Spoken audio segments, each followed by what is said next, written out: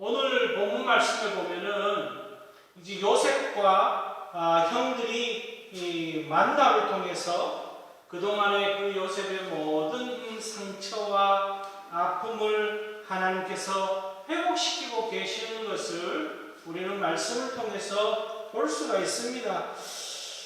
오늘 말씀을 통해서 우리가 발견할 수 있는 것은 우리가 다시금 화해하기 위해서, 참된 화해를 하기 위해서 우리의 마음에 어떤 의식을 가지고 있을 때 우리의 갈라졌던 것이 하나가 될 수 있는지를 보여주는 귀한 말씀이 오늘 말씀 요셉을 통하여서 요셉과 형들의 만남을 통해서 우리에게 깊이 깨닫게 하고 있습니다.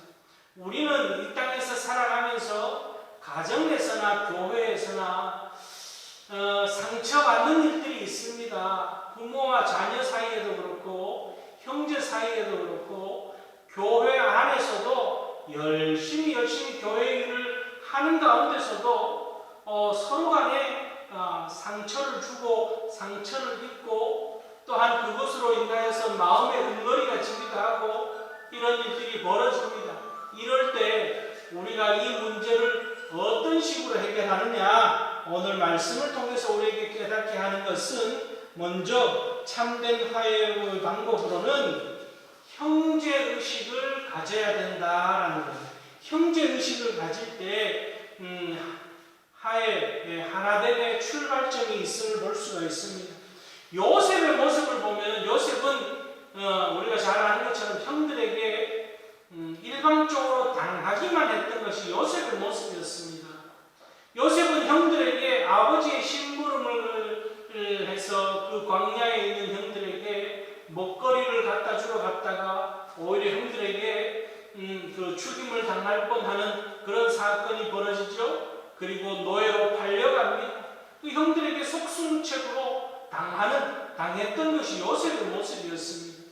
그 마음속에 응어리가 지고 요셉이라고 해서 왜 응어리가 지지 않겠습니까? 그 마음에 증오가 생기지 않겠습니까? 그 마음에 미움이 왜 안 생겼겠습니까? 그런데 오늘 이 모든 문제를 해결하기 위해서 요셉은 어떤 모습을 가지고 있느냐? 4절 말씀을 보면은 요셉이 형들에게 이르되 내게로 가까이 오소서. 그들이 가까이 가니 이르되 나는 당신들의 아우 요셉이니 당신들이 애굽의 판자라, 이렇게 말하고 있습니다. 요셉이 형들을 대할 때 자신을 어떻게 소개하고 있느냐? 아우라고 그렇게 소개합니다. 형들에게 자신을 아우라고 소개하고 있는 이 말 속에는 형들을 형으로 인정하는, 당신들이 나를 팔았기 때문에 나는 당신들을 형으로 인정하지 않겠습니다, 혈육관계를 끊겠습니다가 아니라 나는 당신들의 아우 요셉입니다 라고 표현하는 것은 형님들은 형님입니다 라고 형들 앞에 자신을 낮추고 있는 그런 모습입니다. 애굽의 총리가 되어서, 그 당시 최고의 강대국이었던 애굽의 총리가 되어서 형들을 대하는 것이 아니라 형들 앞에 자신을 낮추어서 아우입니다 라고 소개하고 있는 것은 형제의식, 그 어떤 것도 우리 혈육관계를 끊어낼 수 없는 혈육관계임을 자신을 소개하고 있는 그런 모습입니다. 하나님 안에서 피를 나눈 형제의식, 이것이 오늘 다시금 화해하는, 다시금 문제를 해결하는 첫 출발점이 되고 있다는 거죠. 오늘 우리도 마찬가지입니다. 피를 나눈 형제뿐만이 아니라 우리는 예수 그리스도의 보혈을 함께 나눈, 예수 그리스도의 보혈로 하나 된 혈육이라고 하는, 하나님의 자녀되는 혈육이라고 하는 그 마음을 우리가 놓쳐서는 안 돼요.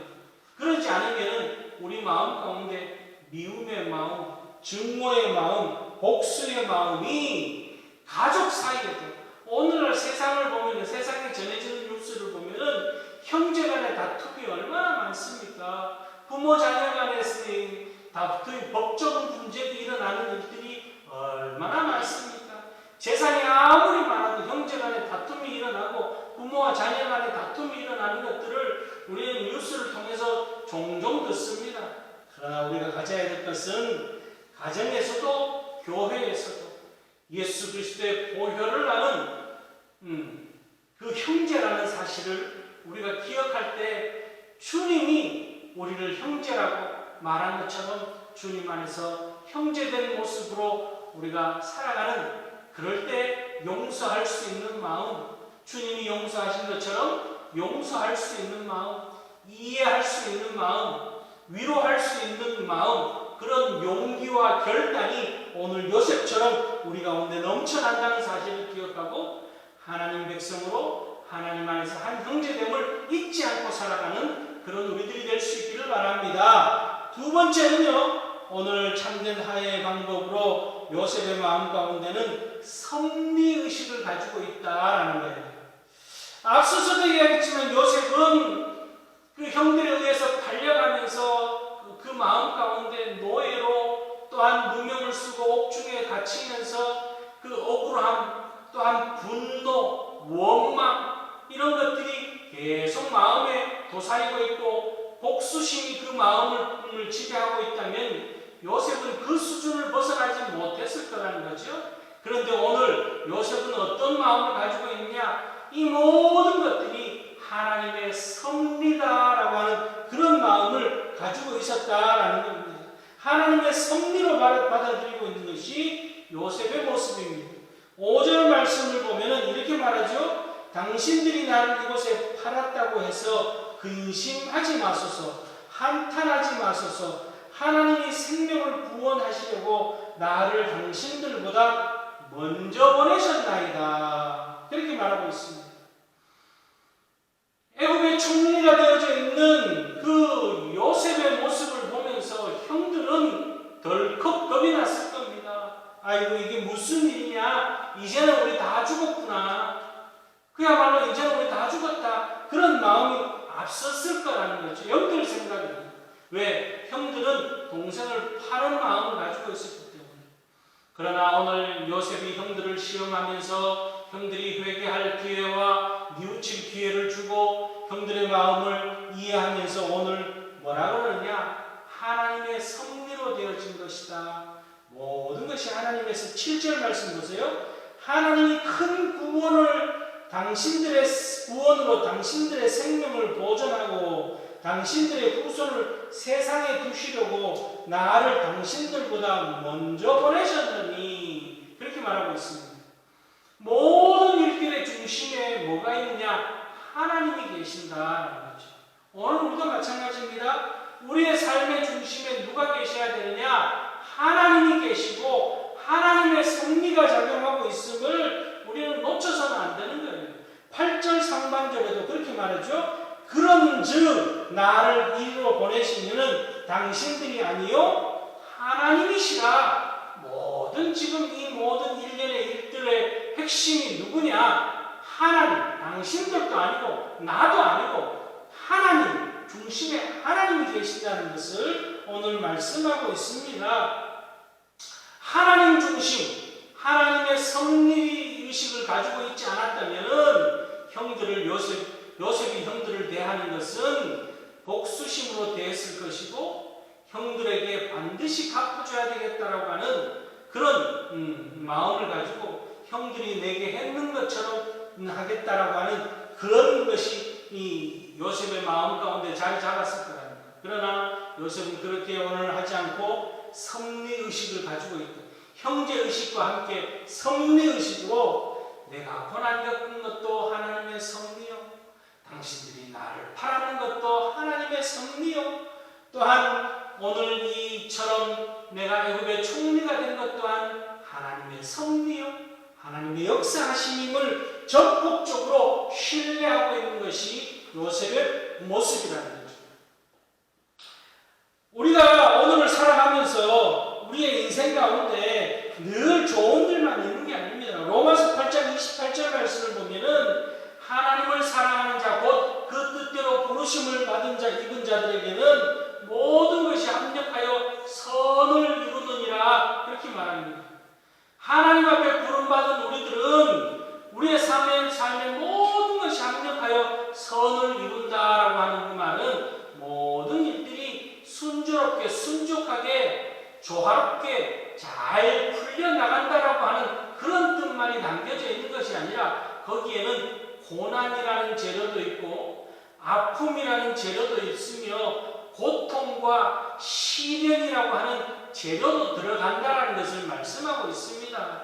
요셉의 모습을 보면은 고통과 아픔과 시련과 고난이라고 하는 재료가 그곳에 들어있었지만 그것까지 하나님께서 다 사용하셔서 오늘처럼 역사하고 있다는 것을 우리가 볼 수가 있습니다. 그러기에 우리가 때로는 억울한 일도 있고 때로는 눈물 나는 일도 있고 때로는 고통과 상처받는 일도 있지만 그것까지도 합력하여 선을 이루시는 하나님의 섭리가 있을 줄 믿고 섭리의식을 놓치지 않고 오늘을 살아가는 그런 우리들이 되어야 할 줄은 믿습니다. 그것이 우리 가정에도 하나님께서는 작동하고 계시고 우리 교회도 마찬가지입니다.